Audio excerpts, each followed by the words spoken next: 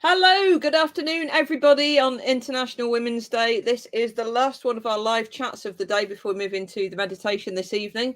I am so delighted that Katie Neeves was able to squeeze us into her busy schedule today. Katie's awesome. I met her for the first time at an event I was speaking at. We were both speaking at last year. She blew me away, and I knew that today, if she could get us into a diary, I wanted her to take the stage, particularly with the theme of International Women's Day this year. So, Katie, can I hand over to you for a minute? Just tell us a little bit about who you are, what you do, and why this is also important to you. Yeah, hi Taz. Thanks very much for inviting me on. Just about to manage to squeeze me in at the last one of the day. I've been out and outside, been snowing here today, and that's why I look like I've been dragged through a hedge backwards. I was like, straight in. Woo, here we go. Snow? What is it? We haven't got snow. I have snow envy. No, it's sort of bits of like blizzardy. So it hasn't even got that. No, but yeah. So basically, people that don't know me, I'm all over social media, so it's sort of like you can't seem to escape me really these days. But so basically, I've been a photographer and filmmaker for the last 37 years. And then 5 years ago, I came out very publicly as being transgender after living for 48 years as a man. And so, I've always sort of known it, but fought against it, for all my life, ever since my earliest memories, age 3 or 4, of my mum, was catching me trying on some of my sister's clothes. And I remember when I did it, it felt so right. I felt right. But it couldn't have been anything sexual at the time because I was only 3 or 4, so it was way before puberty. But it was just an outward way of displaying how I felt inside. And I fought against that for all my life, up until 48, until I finally admitted to myself that I am a transgender woman, that I need to change my body. And then I started vlogging my whole journey, and it got picked up in the media, and all of a sudden I became this trans ambassador, or gobby trans woman, as I prefer to call myself. So then I formed Cool to Be Trans, to do trans awareness training and inspirational speaking, but using the power of humor to break down barriers. Because I think if you can make people laugh, then they listen to what you've got to say, and they understand it, and they remember it. And I think it really helps. So basically, I'm on a mission to do 2 things. One is to reach out to other trans people to let them know that it's okay to be trans, because it really is okay to be trans. So many trans people don't know that, particularly at the start of their journey, when they're still trying to work out what their gender is. Because I might have went through a period where I didn't know what gender I was. And most trans people do, when because they're fighting against it, because you try and live your life as you think other people expect you to be. And I tried that. I really did try hard to do it. But then I realized, actually, after 48 years, well, actually, nobody else gives a stuff. No, everybody's got their own worries that they get to worry about, and they don't really care about what anybody else looks like, or what they wear, or what their name is. We're just people. So, and I just realized that actually people respond better to authenticity, and now I'm living my authentic life. People have just reacted so well to it. It's been amazing. So that's one thing, is to reach out to other trans people to let them know that it is okay to be trans. And then the other thing is to educate everybody else, just to show everybody else that trans people are just ordinary people who want to be happy. And that's it. That's all there is to it. We don't transition to be somebody that we're not. We transition to be happy, from a place of being deeply unhappy, of trying to be somebody that we're not. All of a sudden we are who we are, and we're living our truth. And well, I'm so much happier now. I'm so pleased, Katie. I really am. And it's statistically, the stats will back up just how unhappy so many trans people are. So what? And I know you can't be the kind of the spokeswoman for every trans person in the UK, but what's it like at the moment? Because there seems to be there's such a backlash, an anti-trans backlash going on through the media at the moment, and through social media channels.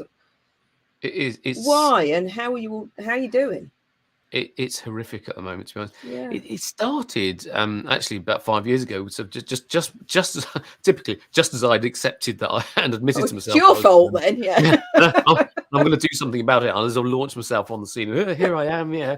And all of a sudden, up until 2018, pretty much trans people have been left alone, and they just sort of got on with their life, because that's all we want to do, is just live our lives peacefully, just and be happy. That's what anybody wants, really. Yeah. And what happened? It was actually when Theresa May was the Prime Minister at the time, and she launched the review of the Gender Recognition Act 2004. Which is the act that allows you to legally change the sex marker on your birth certificate. So that's all it does. It's just about changing one word on your birth certificate, and it doesn't allow you access to same-sex spaces or same-sex prisons or medical transition. There's nothing to do with that at all. All it is just that legal bit. It's just that changing that name, and so. And as a consequence of changing your sex marker on your birth certificate, it allows you to basically have dignity in marriage and dignity in death. That's all it is. So it's about your marriage certificate and your birth certificate. And surely just going to the point where you have transitioned and you are living in the gender that you feel you should be living. Yeah. That must be awful, just having that one document hanging over you. Yeah. That says, oh, no, you're not. And you have to provide all this proof that you've been living in your true gender for so long, and you have to, so much stuff you have to do, and you have to send that off to a panel who you never meet. And then if it goes against you, you can't appeal. I mean, it's awful. It's humiliating. It's somebody. The only person who knows your gender is you. Yeah. You can't. No, nobody else can tell you what your gender is. It has to go to this panel, and they decide. Yeah, it's ridiculous. And so many countries now have switched over to having self ID for it, which is much better. And and I mean, places like Argentina, they've had it for about 10 years and they've had no problems at all with it. It's just, there's been no increase in crime, related to trans people or anything. There's nothing like that at all. It's been absolutely fine. But the trouble is, what happened is that when this review came along, so it came actually from the Conservative Party, so it was a really good thing, and as Theresa May, I remember when she launched. I know it was. I mean, but they've blotted their copybook since. Don't get me started. Don't get me started. We should back away from this one slowly. I'm trying to be balanced here, Taz. So, but that was a good thing, yeah. And but the trouble is, then it ignited all these anti-trans campaigners, and they all came to the fore. And a lot of them, have been, they're very well financed and organised. They're financed from basically Christian organisations from the States. That's where it all comes from. And then, the same lot though that are all into the anti-abortion lobby and all that sort of stuff. It's same lot basically, and they're sort of very well organised and very well funded. And then they sort of stirred all this stuff up. And they all came up, and it all started getting really vicious, and it's carried on, and it's just got worse and worse and worse. And they've just appealed to the right wing media, and so so we're getting it. So when you look on the in social media, particularly Twitter, especially now, Evil Musk has taken over. I mean, it's just. Did I get his name wrong? No, I got it right, didn't I? Right. Yeah, I think it was right. Yeah. I mean, it's just there's no point in reporting abuse anymore because they don't do anything with it. There's just no point, and it's awful. It's so hostile. And when you look at that and you think, oh, it must be like that all the time, but it's not. Most people are lovely people, and most people are more worried about getting it wrong and offending trans people. But when you see it on social media, you think, oh, it's really horrendous. And so there's that. And then the most of the mainstream media are trans hostile. There are some notable outlets that are really good, but most of them are really hostile. And the number of anti-trans articles that are published is just rocketing. And then we're seeing it in Parliament as well. I mean, you just only got to look at the Tory leadership campaign over the last summer, where they were all jumping over each other, just trying to outdo each other as to how hostile they could be towards trans people. And it's just awful. And they're whipping up all this hatred, and they're just sort of using this sort of the othering of trans people, just as they're doing with immigrants, and it's othering, and it is dangerous. It really is. They're being quite clever, aren't they? Because of course, you and I might look at those headlines and drill down a little bit deeper and say that is fundamentally trans hostile. But those who perhaps aren't living in the same bubble as us, won't necessarily immediately see those headlines as hostile. No, No, so it's very, very clever. And I'm even getting it from friends of mine who are 100% trans supportive. Even they're starting to believe some of the stuff they're seeing in the media, and and it's come from surprising places that people that I know are supportive. But even then, when it was all whipped up about the gender recognition reform bill in Scotland, and then the Rishi Sunak use this section 35 of the Scotland Act to just sort of, to squash it, and it's just ridiculous. They're risking the breakup of the UK just to show how trans hostile it is. It's just vile, because it was absolutely nothing, as I said, to do with access to gender specific spaces or anything like that. Nothing to do with that at all. I mean, put it this way: when did anyone ever use their birth certificate to go to the loo?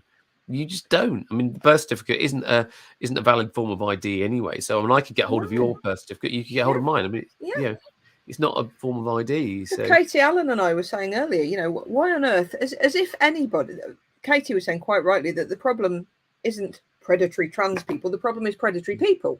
It's nothing to do with trans people. And why on earth, as if a predatory person, in air quotes, whatever that happens to be, would go through all the pain and the anguish and ultimately the bother of transitioning just to be able to get access to a changing room or a toilet. And exactly. Katie said, actually, all they need is a mop. Yeah, a high-vis jacket and a mop, and they pretend to be a cleaner. Or if they want to do it, they just walk in. Yeah, why? They just walk in. It just doesn't happen. It just doesn't happen. And then, of course, this was all whipped up, with this this prisoner in Scotland who I will use she her pronouns because that's what she's asked to use, and whether she is genuinely trans or not, I don't know. I haven't got a clue. The only person who knows the gender is her. She wants to use she and her pronouns. That's what I will use. However, she's a convicted rapist, and so she is a danger. She's a danger to women. What happened was she was put in a female prison to begin with, but she was in segregation. She was isolated. She came in. She didn't come into contact with any of the other prisoners, so none of the other prisoners were in any danger at all because she was isolated. And then they quite rightly did an assessment of, and this is what they do with all. They did a risk assessment. She's a danger, and then she was put in the male estate, and that's what happens with most. And I think that was right. However, the same thing, I just have this nagging thing. The only thing, well, actually, there are female prisoners. Sorry, female rapists. You don't have to use a penis to rape someone. And so so there are female sex offenders who are a danger to the female inmates, but they would never be put in the male estate. And so where do they go? So there must be somewhere that they go. There must be some higher security wing that where they keep more of an eye on. Surely that would be the better place to put them. I think that would be a better way of doing it. I don't know. I mean, that's but the thing is that there is a system in that they have risk assessments, and so each prisoner is risk assessed, and if they're trans, particularly, they are risk assessed to decide where they go. The problem is that there aren't enough trans people on the panels that do the risk assessments, and so there's not enough known about it, and so often, and so mistakes can be made because of that. And that's, I think that's the issue. It's not to do with. And the thing is, some people do really bad things. Some trans people do really bad things. Some cisgender, that's non-trans people, do really bad things. People do bad things, and when they do bad things, they should be absolutely punished and have the full force of the law thrown at them. Absolutely. But people do bad things, and that's very little to do with gender. Exactly, but all this was just on this one person doing something really bad, just trying to make it look as if all of a sudden that's all trans people. But then on the back of that, round about the same time, there was all the fuss about the changing rooms in the YMCA. Was it YMCA in America where there'd been some trans male was changing in the females' changing rooms, and there was the girl who kicked up about that. And there were all the arguments that people make about trans people in sports, and it all seems so horribly weighted. Oh, it is completely. I mean, there's talking about changing rooms. There's example with Primark. There was a case where so they were non-gendered changing rooms. They just had a curtain across, and there was a woman who was getting changed, and then a man, it's a cisgender man, opened the curtain, and quite right, she understandably she was frightened, and I would be too. I'd hate it if that something like that happened. Yeah. And of course she complained and everything, but Primark's reaction to that, instead of saying, oh, we'll change the system so we haven't just got curtains so that people can do that, we'll have proper doors and locks. That'd be the correct thing to do, and make sure that the doors and partitions go from floor to ceiling so nobody can see under or over, so you're just in a cubicle by yourself. That's it. Instead of doing that, so we'll go back to gendered changing rooms, and well, that's ridiculous. But I mean, having that curtain there, I never like it, even if it is a single gender changing room, I never like it with just a curtain there. You feel very vulnerable. Yeah, absolutely. If we're off getting clothes or something, and Ashley's getting changed, she'll often make me stand outside and hold the curtain together. Yeah, because they always have those gaps down the sides. They're never particularly secure places. Bad design. So what's going on, Katie? Why is all this happening? Because International Women's Day is all about equity, so important, and yet at the same time there seem to be all these so-called fears that have been blown up out of nowhere. I don't understand the argument that some make that trans women are erasing women. I don't understand that at all. Can't see where they're coming from. No. Well, that's the thing. We're not erasing them at all. No. The thing is that there are transgender women and there are cisgender women, so non-trans women. But we're all women. That the cisgender or trans, that's an adjective. But we're all women. Yeah. and we all suffer from the same misogyny and the same risks of being attacked. In fact, trans women get attacked even more when you look at the statistics and sexually abused and everything. We're far more at risk.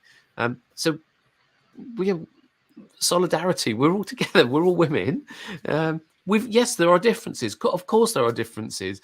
But we're all women, and let's not get all het up about this. Yeah. And how can we address some of, because there are so many misnomers being pushed out there, aren't they? So you've got the thing about trans women erasing women. No, they're not. You've got all the ridiculous stuff about so many people claiming that children are being led to transition and they're being operated on. No, that doesn't happen. It doesn't happen. It's crazy. There is children. I mean, it's always the same things that people sort of bring up. It's children. It's sport. It's same-sex spaces. It's loos. It's in prisons. It's always the same sort of. The children. There is so much gatekeeping all the way through. Very few go through the system, and then it's the wrong thing for them. Very few, and it's made so difficult for them. It really is. And at the moment, there is absolutely no provision on the NHS for treating trans children. Nothing. There isn't there, because there was the only clinic that there was the Tavistock and Portman clinic. But the government said they're closing that down, and the idea was closing that down and then having regional centres, which sounded good. It sounded like a good proposal, except they've only done one part of this. They're closing down the Tavistock Portman, but they haven't done anything about opening the other ones, and so there's nowhere for them. So the only option that parents of trans kids have got in the UK at the moment is to pay a lot of money to go privately. It's horrendous, and all they do is people sort of say about the puberty blockers. All it does is delays the onset of puberty, and it's completely reversible. And people sort of say, some people say, it's an experimental drug and whatever. Well, they've been using it for donkey's years for treating kids who've got precocious puberty. You use it, no problem at all. They think, it's perfectly safe for them. Yeah. And the thing is that doing nothing is not a neutral option, because if you force a trans child to go through the wrong puberty, that actually forces on them damage to them and lasting permanent damage. So things such as, obviously, for trans girls, they're assigned male at birth, and it forces them to go through the male puberty, and they end up with a deep voice like mine. And and mine is worse because I've got a cold at the moment, so sounding a bit like Barry White. Beautiful voice, Katie. Beautiful voice. My sexy voice, Taz. Absolutely, doing it for me, baby. Jolly good. Glad to hear it. Oh.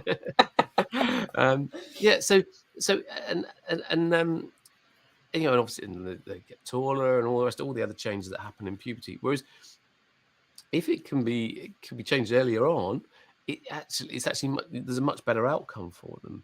And I was actually I do some talks with the lead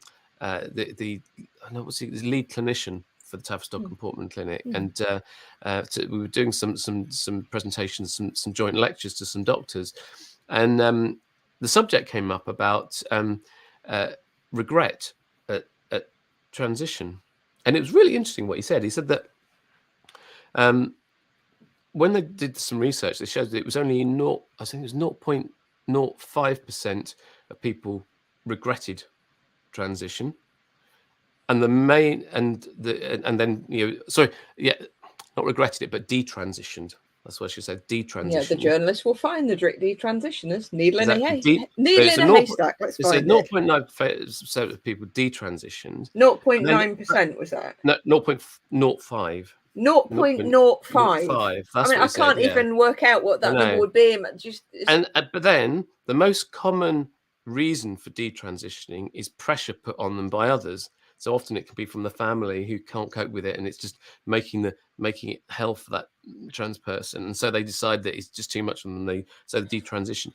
But then the most common outcome of detransition is retransition later on, because then they realize actually it was right for them after all, and they can't cope with going back to as they were before. And I've got friends of mine who are going through the same sort of journey where there's they're having pressure put on them by their partners of to detransition, and it's awful seeing what they're going through. And I know that it's not right for them. It's awful. It really is. It makes me so sad, and my wife Asha and I were talking about this a few days back, that when you look at some of the most hateful anti-trans rhetoric, they are always on the lookout for women that they believe look too masculine. Yeah. And yet at the same time, they're the people saying that we should force the kids to go through that puberty. So hold on. You're going to force kids through a puberty so that they're going to physiologically develop male physicality. Yeah. And then once they've done what you wanted, you're going to pull them to pieces. It's like, I wish I could just show them. So do you not think that someone who has transitioned late, and because of the way the world works, does not have the money to go and have all the different cosmetic and surgical procedures to feminize them, do you not think they're already going to be struggling enough without you throwing all your horrendous hate their way? Yeah, and things, all this hate that's whipped up, especially and the hysteria about access to gender appropriate spaces and stuff like that, it's ridiculous, because often the people that get the most hate are cisgender butch lesbians, because they've got more masculine appearance. They get a hell of a lot of hate, and they get challenged when they use the loos. I've been very lucky. I've never had any problems when I've used the ladies' loos at all. But I do change my behaviour when I use them. I either don't speak, or I speak very quietly, because I'm obviously conscious that I've got a deep voice. It's not normally as deep as this, but so I'm conscious of that, because I don't want anybody else to feel threatened by my presence, and I don't want to be subject to any abuse. So I do change my behaviour when I use. But we live in a very lookist society, and I count myself very lucky that I think when I'm walking down the street, I don't think people realise that I'm trans.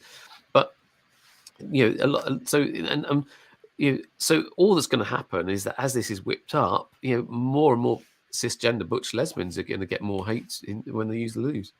And there's another word that there's so much issue around at the moment, referring to anyone as cis. I mean, how on earth can these predominantly women be saying that it is it is insulting to be referred to as cis. When, again, Katie Allen and I spoke about that earlier. You know, it comes from Latin. Latin is not a new language. No. So it's, why is it? It's just an adjective. And the thing is that what it is that they want to claim the word women, and so that it's exclusively for cisgender women and not to exclude trans women, because they think that trans women are men. That's what it boils down to. I know. It's just a way of doing that. But, we're all women. And say there are cis women and there are trans women, and that's it. That's all there is to it. And we're not a threat to anybody. Not threatened. We just want to live our lives in peace. And and all of the people saying that they would feel threatened by a trans person in their space, I bet the majority of them have been in a space with a trans person and not even realised. And yet, look, they're still alive. I'm very scary, You terrify me, Katie. Absolutely terrify me. So. What can we all do? And Ashley said it earlier. What can we all do? What can we as individuals do to show our support? How can we be better allies? Because again, it's all about equity, not the same as equality. I'm so glad they've started talking equity rather than equality. Yeah. What can we all do to create more equity for our trans brothers and sisters?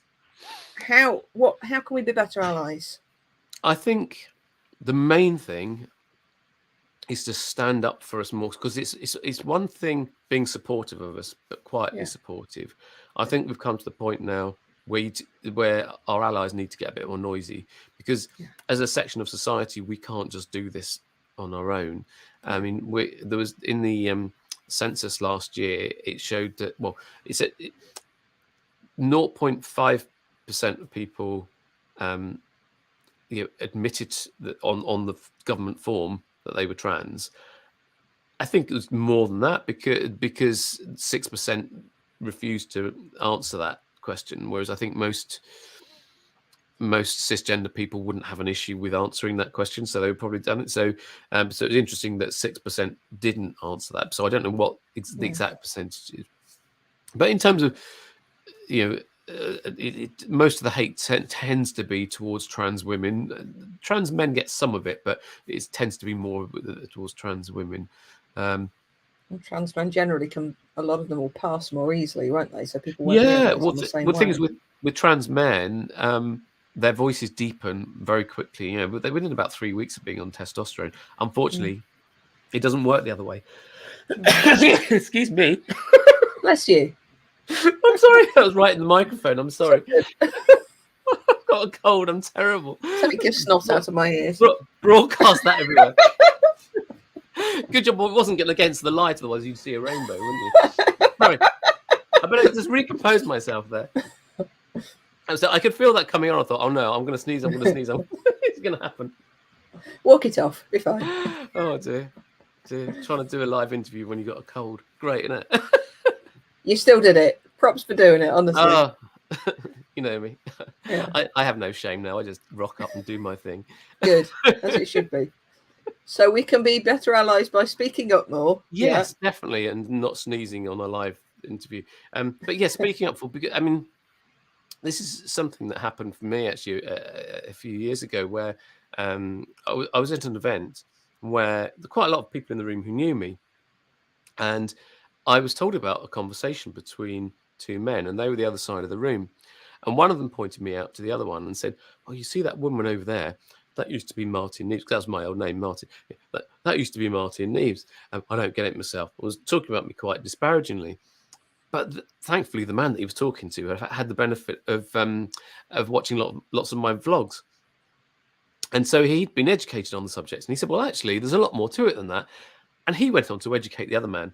And I thought, that was brilliant. That was perfect. That is exactly what an ally should do, because it would have been so much easier for him to have said nothing and to have talked about the weather or something, just let it go over him. But he didn't. He ran the risk of making himself look unpopular by standing up for me. And I'll be forever grateful to him for doing that. And I think this is what we need to do more. And like on social media, when you see all this hate come, I mean, I get piled on all the time. You see it, don't you? You see it, there's loads of hate comes away, and it's really tiring to counter it the whole time. And I've always got a counter argument to throw at, but sometimes I'm really tired to do it. It's just draining doing it, and we need help and I think it's particularly more powerful when it comes from cisgender people. Just to say, well, hang on, no, just pull them up and say, no, you're out of order there. No, you're wrong. Help us with this, because as a section of society, we're such a small section of society. We can't do this all on our own. We need your help, and if you are supportive, we need you to show that you're supportive. And this is the time that you really need to, help us. Stand up and be counted and say, no, you're wrong there. You're out of order. That was trans hostile. That was transphobic. And I think that's the only way it's going to change.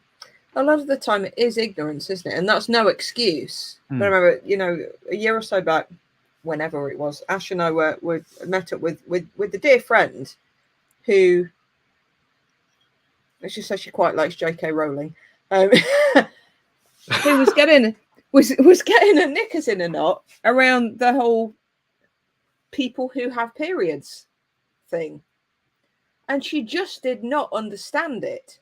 And she was, arguing until she was blue in the face or red in the face. But when whoa, just stop and listen. And when I actually broke it down, I had no idea. I had no idea. So hold on, you're telling me that there are some trans men who still have periods? Of course there are. Yeah, but I thought that meant that everything changed as well. Yes, we went into that too, which confused her even more. But but I thought everything just changed and everything just stopped. No. So a lot of the time, people can be vociferously, there's a good word, arguing, but all they've done is read something in the Daily Fascist, in the Daily Mail, or... No, you were right. You were right. Yeah. Yeah. So, who Musk? Or they've... Or they're so immersed in the world of Hogwarts that they believe everything they're told. Yeah. So a lot of the time it's education, isn't it? And it's easy to say, but Google it. But if people don't realise that there is a need to educate themselves, if they take everything that they read from their favourite author or their favourite Tory as read, if they just take that as fact, they're not going to. Yeah. So a lot of the time we do need to challenge as kindly as we can. And there is so much misinformation put out there, and it's so much, and particularly at the moment, it has got so bad, and this is what leads to tragedies that we have. I mean, I know there's a court case going on and everything, so I better not go into it. But with Brianna Jay, she was subject to so much transphobic abuse on the run up to that. And there's still, they haven't said whether it was a transphobic attack, hate crime or not. I personally think it was.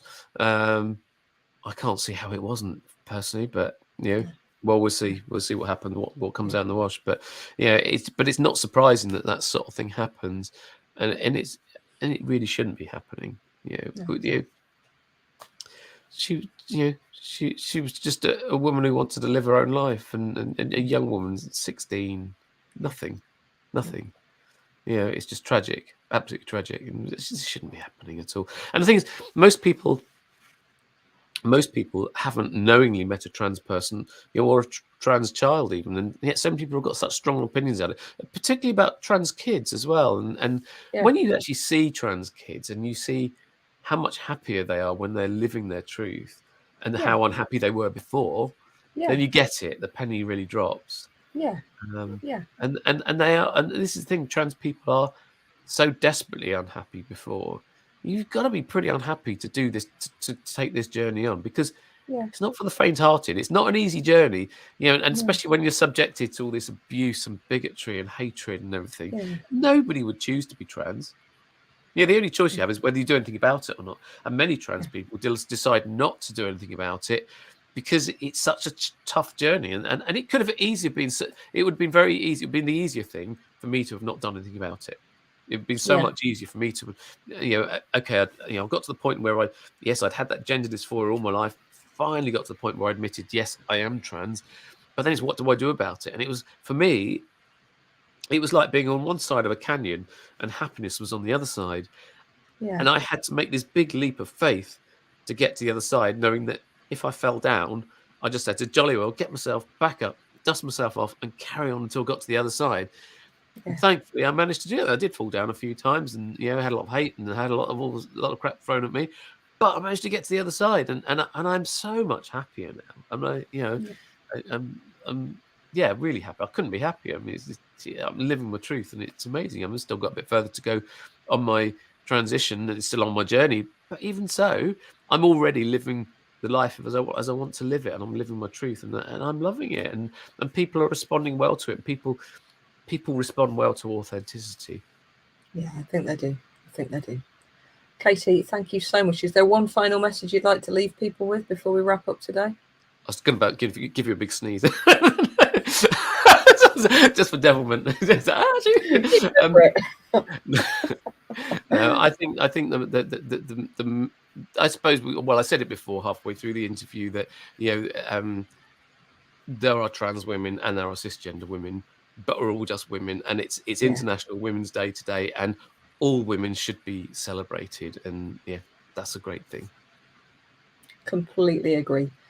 Katie, thank you so much. Where can people find you? We've got your website running along the ticker at the bottom, but where else can people find you if they would like to? I'm on all the social media: LinkedIn, Twitter, Facebook, YouTube. I'm even on TikTok, but it is a twerk-free zone, so you are safe. So it's all right.